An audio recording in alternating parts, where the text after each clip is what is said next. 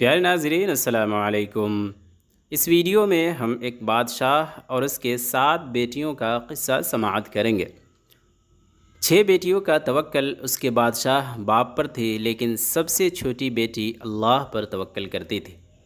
اس وجہ سے سب سے چھوٹی بیٹی اپنے بادشاہ باپ کے ظلم کا شکار ہوئی۔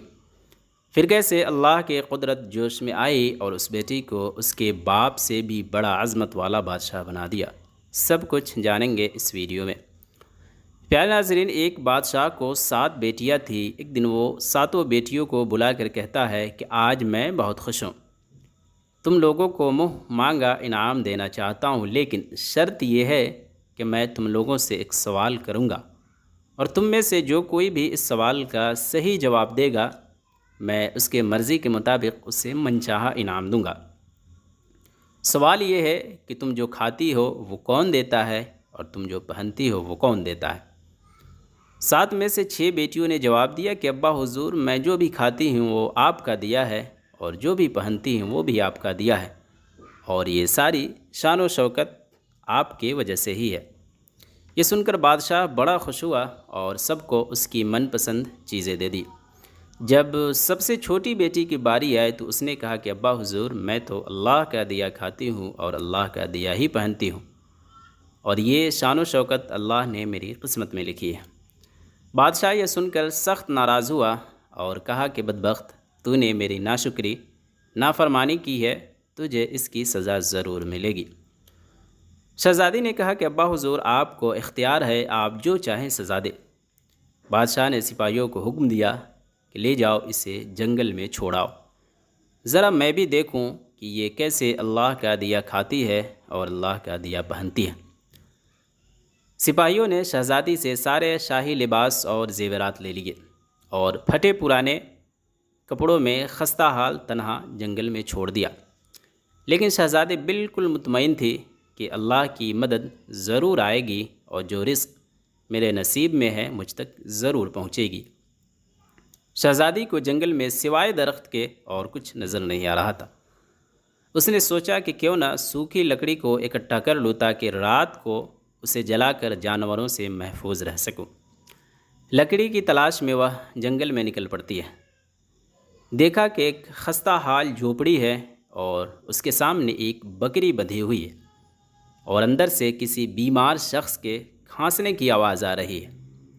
اندر جا کے دیکھا تو ایک بالکل بوڑھا اور بیمار شخص چارپائی پر لیٹا ہوا پانی پانی کہہ رہا ہے۔ شہزادی کی نظریں پانی کی تلاش میں ادھر ادھر گھومنے لگتی ہیں۔ دیکھتی ہے کہ جھوپڑی میں ہی کونے میں ایک پانی کا گھڑا رکھا ہوا ہے۔ شہزادی اسے سہارا دے کر اٹھاتی ہے اور پانی پلاتی ہے۔ بوڑھے شخص نے اس کا شکریہ ادا کیا اور پوچھا کہ بیٹی، تم کون ہو اور اس گھنے جنگل میں اکیلی کیا کر رہی ہو؟ شہزادی سارا قصہ کہہ سنائی کہ وہ یہاں تک کیسے پہنچی۔ بوڑھے شخص نے کہا کہ یہ تمہارا اپنا ہی گھر ہے، اسے اپنا سمجھو اور جب تک چاہو یہاں رہو۔ میں کل صبح ہی شہر چلا جاؤں گا اور کچھ دنوں بعد واپس آؤں گا۔ کھانے کے سارے سامان گھر میں موجود ہے، اور پانی قریب کے نہر سے بھر لینا۔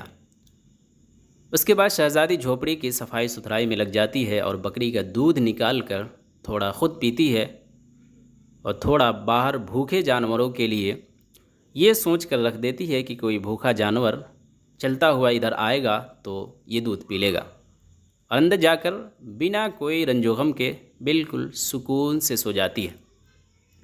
صبح سویرے جب جھوپڑی سے باہر نکلتی ہے تو کیا دیکھتی ہے کہ دودھ کا پیالہ خالی ہے اور سامنے کوئی لال سی چیز پڑی ہوئی ہے جو بڑی نایاب اور خوبصورت لگ رہی ہے، اور زمین پر سانپ کے چلنے کے نشانات بھی تھے۔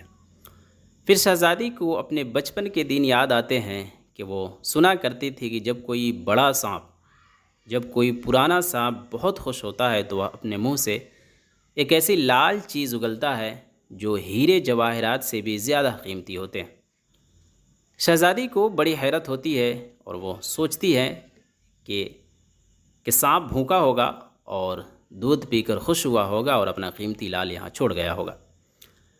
اگلے دن بھی شہزادی بالکل ایسا ہی کرتی ہے، بکری کا دودھ نکالتی ہے اور تھوڑا خود پیتی ہے اور تھوڑا پیالہ میں بھر کر جھونپڑی کے باہر رکھ دیتی ہے، تاکہ کوئی بھوکا جانور چلتا ہوا ادھر آئے تو اسے پی لے۔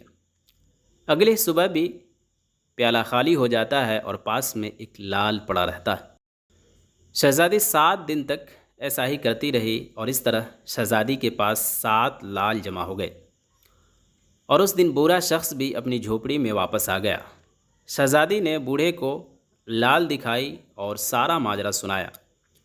شہزادی نے بوڑھے کو 3 لال دے کر کہی کہ آپ اسے لے کر شہر جائیں اور اسے بیچ کر محل بنانے کے سامان اور مزدور ساتھ لائیں، اور 4 لال اپنے پاس خود رکھ لیے۔ کچھ ہی دنوں میں جنگل میں ایک عالی شان محل تیار ہو گیا۔ بوڑھا شخص اور وہ شہزادی خوشی خوشی اس محل میں رہنے لگی۔ محل میں خدمت کے لیے خادمین اور آرام و سکون کے لیے دنیا کی تمام تر نعمتیں موجود تھیں۔ شہزادی جنگل میں ہی لکڑی کا کاروبار شروع کر دی، جس سے غریب مزدور کو روزی روٹی مل گئی۔ دھیرے دھیرے جنگل اب شہر میں تبدیل ہونے لگتا ہے۔ ہر کوئی شہزادی کے رحم دلی کے قصے سنانے لگتا ہے۔ یہ خبر پھیلتے پھیلتے بادشاہ کے دربار تک پہنچ جاتی ہے۔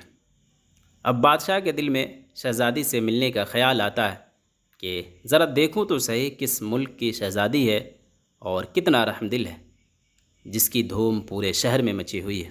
بادشاہ اپنے سپاہیوں سے خبر بھیجواتا ہے کہ بادشاہ وقت آپ سے ملنا چاہتا ہے۔ شہزادی کہتی ہے کہ بادشاہ ہم سے ایک شرط پر مل سکتے ہیں کہ جب بھی وہ ہم سے ملنے آئے اپنے تمام بیٹیوں کے ساتھ آئے۔ سپاہی بادشاہ کو شرط سنا دیتا ہے کہ شہزادی آپ سے اس شرط پر مل سکتی ہے۔ ایک دن بادشاہ اپنے تمام بیٹیوں کے ساتھ شہزادی کے محل پہنچ جاتا ہے۔ شہزادی سب سے نقاب پہن کر ملاقات کرتی ہے اور ان کے لیے 7 طرح کے کھانے پیش کرتی ہے، اور ہر کھانے کے ساتھ اسی طرح کے زیورات اور لباس ہوتے ہیں۔ مہمان نوازی کے اس انداز کو دیکھ کر تمام شہزادیاں اور خود بادشاہ وقت بھی بہت متاثر ہوتے ہیں۔ آخر میں بادشاہ کہتا ہے کہ تم بھی میری بیٹی کی طرح ہو، اور تیرے حکم پر ہی ہم اپنے تمام بیٹیوں کے ساتھ تیرے محل میں آئے ہیں، پھر یہ پردہ کس لیے؟ شہزادی کہتی ہے کہ اچھا ٹھیک ہے، میں ذرا تیار ہو کر آتی ہوں۔ یہ سن کر تمام شہزادیاں آپس میں سر جوڑ کر سرگوشیاں کرنے لگتی ہے اور حیرت سے دیکھنے لگتی ہے کہ اب کس قدر تیار ہونا ہے۔ تمام طرح کے زیورات اور شاہی لباس تو پہلے سے پہن رکھی ہے۔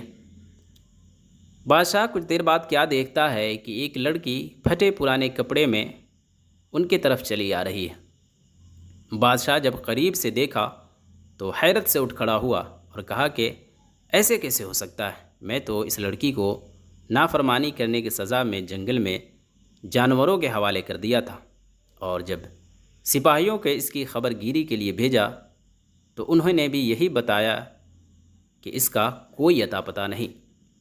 بادشاہ اپنی بیٹی کو دیکھ کر خوشی سے جھوم اٹھتا ہے اور کہتا ہے کہ شہزادی کو بلاؤ، میں تمہیں شہزادی سے ہر قیمت پر تمہیں آزاد کرا لوں گا اور اپنے ساتھ اپنے محل لے جاؤں گا، چاہے تمہاری قیمت مجھے اپنی بادشاہت دے کر ادا کرنا پڑے۔ یہ سن کر شہزادی کہتی ہے کہ نہیں ابا حضور، میں جو آپ سے کہتی تھی نا کہ میں اللہ کا دیا کھاتی ہوں اور اللہ کا دیا ہی پہنتی ہوں، اسی خدا نے میرے لیے جنگل کو محل میں تبدیل کر دیا، اور سارا قصہ سناتی ہے کہ وہ یہاں تک کیسے پہنچی۔ یہ سب دیکھ کر تمام شہزادیاں رشک کرتی ہے، افسوس کرتی ہے کہ کاش ابا حضور کے اس سوال کے جواب میں ہم بھی یہی کہتے کہ میں اللہ کا دیا پہنتی ہوں اور اللہ کا دیا ہی کھاتی ہوں۔ پیارے ناظرین، اللہ پر توکل کرنے والے کبھی تنہا نہیں ہوتے، اللہ کی رحمت ہمیشہ ان کے ساتھ ہوتی ہے۔